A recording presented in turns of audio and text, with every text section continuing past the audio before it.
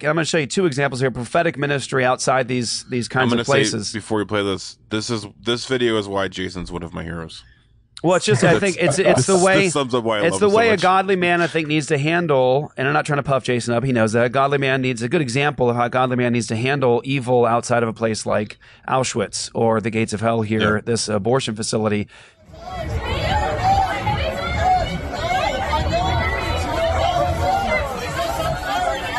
Sir, hey, you're assaulting. That's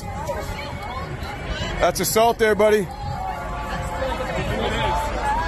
Oh, yeah, I think it is. If we did that to somebody, I know you'd be crying about it, right? Yeah, pretty sure you would be, because you're called a hypocrite. Yeah, you're a hypocrite. You don't know how to be a man. You don't have any children, do you? You can't even take care of yourself, much less a child, do you? Yeah, you have no responsibility, no sense of virtue, no sense of masculinity. You've been emasculated. You've been emasculated. You don't know how to protect women. You don't know how to protect children. You don't know how to raise children. You don't know anything about children. You don't even know why you exist. You don't even know what the biological functions of your body is. No, you don't. No, you don't. If we wanted to do something to this abortion clinic, you wouldn't stop us, okay? We are restraining ourselves because we're law-abiding people.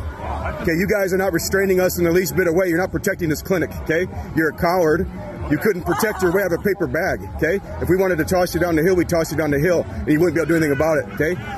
You're not restraining anybody. You're not protecting anybody. It's the fact that we are self-disciplined men who actually restrain ourselves and abide by the law is the reason that you haven't gotten hurt today, okay? You understand that? Yeah, you understand that? Because you're not a man. You're a coward. You're a little boy that has not grown up. You've been raised in a self-centered, materialistic, consumer-driven culture. Yeah, all you know how to do is consume. That's all you've been ever taught how to do. Consume and consume and consume. Yes.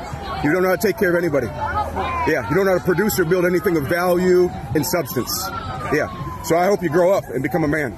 There you go. That was a mouthful of truth right there. That was. And but I think that's important to demonstrate is the level of restraint that comes from the Christian community at these places of death and evil, the level of restraint. But at the same time, the need for prophetic ministry, not just getting a beat down, but actually preaching the truth to the officers and to those who would attempt to abuse, to speak the truth. Because if you don't speak the truth, the error will never be corrected. Mm.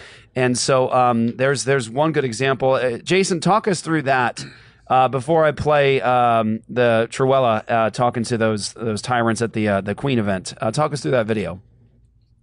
Yeah, that was a young, avowed Marxist who was putting his hands on numerous people in our group as we were preaching. You know, I was on a ladder there. That's where Matt Brock and Kylie and other faithful brothers in Greenville, South Carolina, have a witness out there. And so you have to get up on this hill, and they set up a ladder to preach over the fence. And of course, what the pro-abortion people say is that, you know, they'll scream at you, "You're not accomplishing anything. Look how crazy you are. What are you doing?" And it's like, well, then why are you trying so hard to stop us from doing it if it's not accomplishing anything, right? Right. And they go through great lengths to try to keep us from, and Matt and those guys from setting that ladder up and doing that.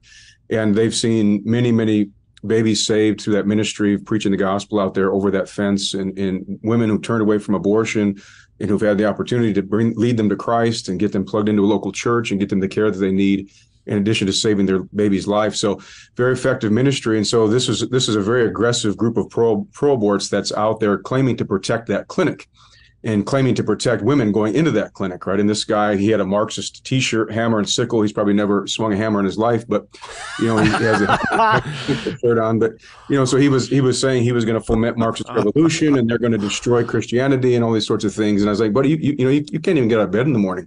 You've probably never worked a full day of work in your life, and you've probably never protected a woman in any real meaningful sense.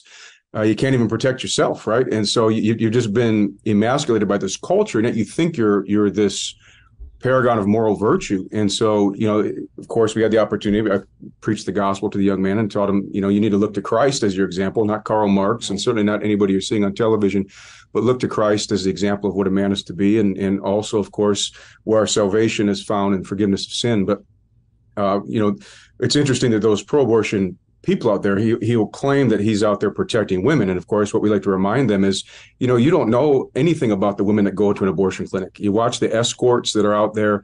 They don't get these people's names. They don't get to talk to them about what their issues are. They have no idea whether this woman is going in there in a domestic abuse situation. They usher them into the clinic get their money, kill the baby, and then escort them out, and they never see them again.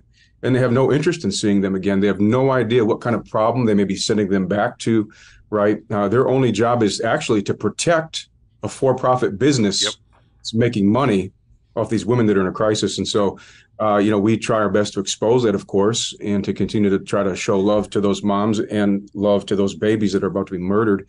And it's obviously a very intense ministry. As you guys know, you've been faithfully at it there in Phoenix for a long time. You guys are an inspiration to many around the country, including us. And so, that is an intense ministry that requires, of course, for a Christian, great restraint.